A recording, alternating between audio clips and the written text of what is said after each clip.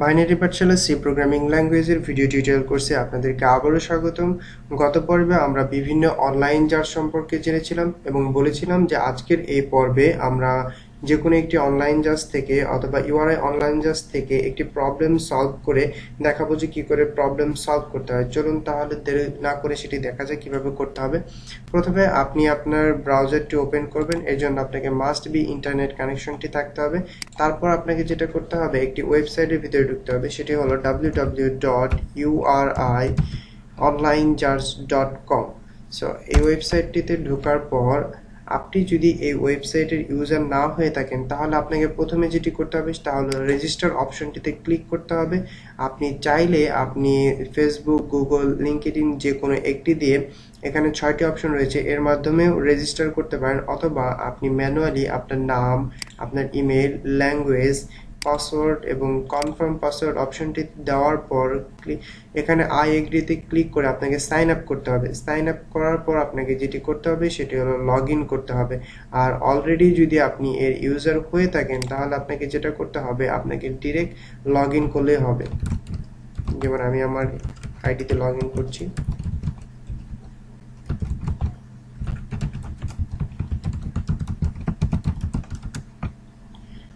Okay, log in করার পর আপনি আপনার প্রোগ্রেস দেখতে পাবেন যে আপনি যদি বিগিনার হয়ে থাকেন তাহলে 0% থাকবে। যদিও আমারটি একটু দেখবেন না, কারণ আমি অনেকদিন যাবতই প্র্যাকটিস করছি না এখানে, আমি এখন অন্য একটি ওয়েবসাইটে প্র্যাকটিস করি। এটি বিগিনার লেভেলের জন্য পারফেক্ট ইউআরআই অনলাইন জার্স। ওকে, তারপর আপনি যদি প্রবলেম ব্রাউজ করতে চান তাহলে আপনাকে প্রবলেমসে সিলেক্ট করতে হবে। দেন আপনি যদি বিগিনার হয়ে থাকেন এখানে অনেক ধরনের লেভেল রয়েছে, আপনি এখান থেকে সিলেক্ট করতে পারেন। আমরা আজকে সিলেক্ট করব বিগিনার লেভেল। ওকে, তারপর আমার এখানে অনেকগুলো প্রবলেম সলভ করে রয়েছে। আমরা প্রথম প্রবলেমটি সিলেক্ট করব এবং পড়ব যে আমাদের কোশ্চেনে কী চেয়েছে এবং আমাদেরকে কিভাবে কাজ করতে হবে। আমরা এক্সট্রিমলি বেসিকে ক্লিক করেছি। তারপর এখানে আমি একটি কোশ্চেন দেখতে পাচ্ছি যেখানে বলা হয়েছে রিড টু ইন্টিজার ভ্যালুস। আমরা অলরেডি ইন্টিজার ডেটা টাইপ সম্পর্কে জানি। এখানে বলা হয়েছে দুইটা ইন্টিজার টাইপের ভ্যালুকে স্ক্যান করতে হবে। যখনই আমরা দেখব রিড অথবা স্ক্যান অথবা ইনপুট অপশনটি, তখনই আমরা স্ক্যানএফ ফাংশনটি ইউজ করব। read to integer values and store them in variables। আমরা ভেরিয়েবল সম্পর্কেও জানি।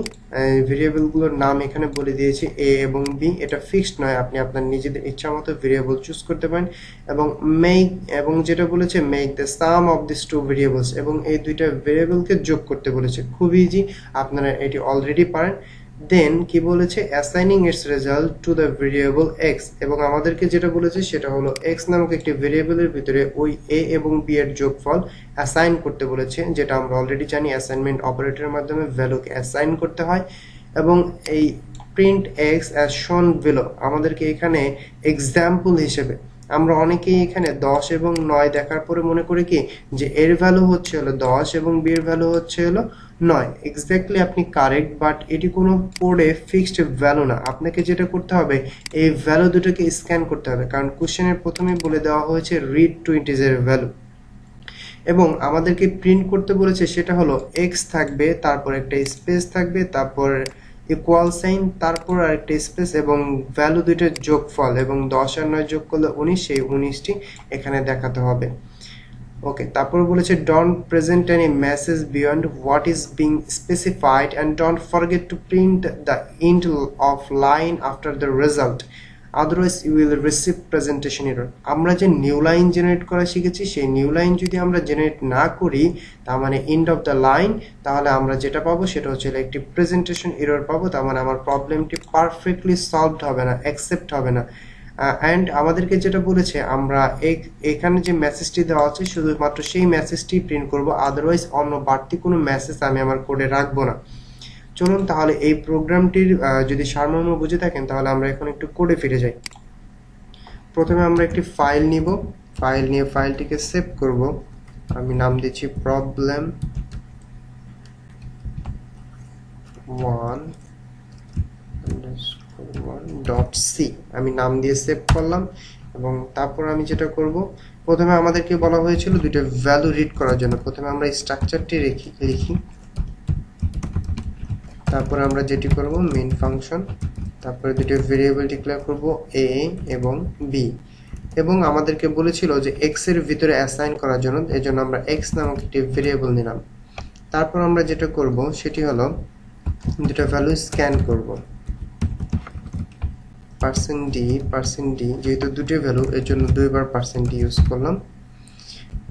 a আর b এর ভ্যালু দুটো স্ক্যান করলাম এবং যোগ করে x এর ভিতরে অ্যাসাইন করব। আমার ইকুয়াল সাইনটি হচ্ছিল সি প্রোগ্রামিং ল্যাঙ্গুয়েজের অ্যাসাইনমেন্ট অপারেটর।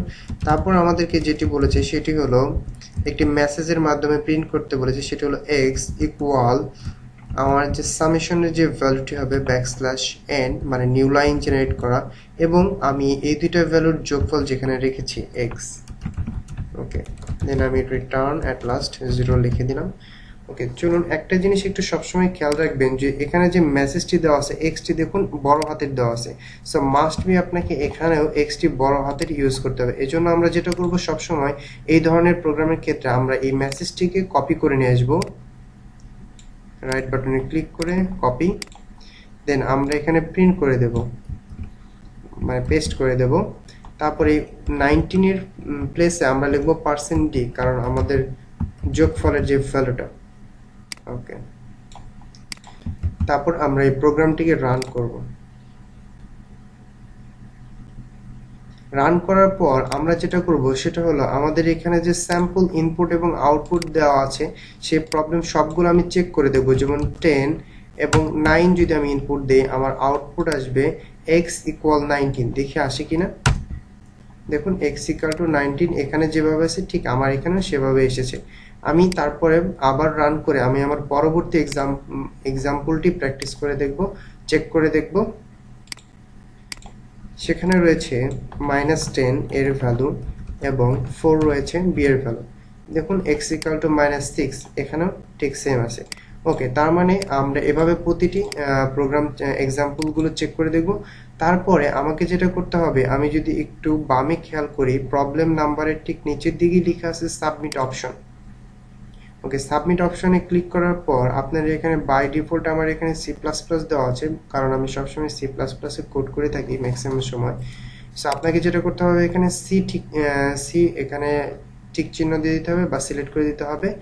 ওকে, সিলেক্ট করার পর আপনি যেটা করবেন, আপনি আপনার কোড ব্লকসে অথবা যেখানে কোডটি করেছেন সেটি সম্পূর্ণ কপি করে Ctrl+C দ্বারা কপি করে আপনি যেটা করবেন এখানে এসে পেস্ট করে দেবেন।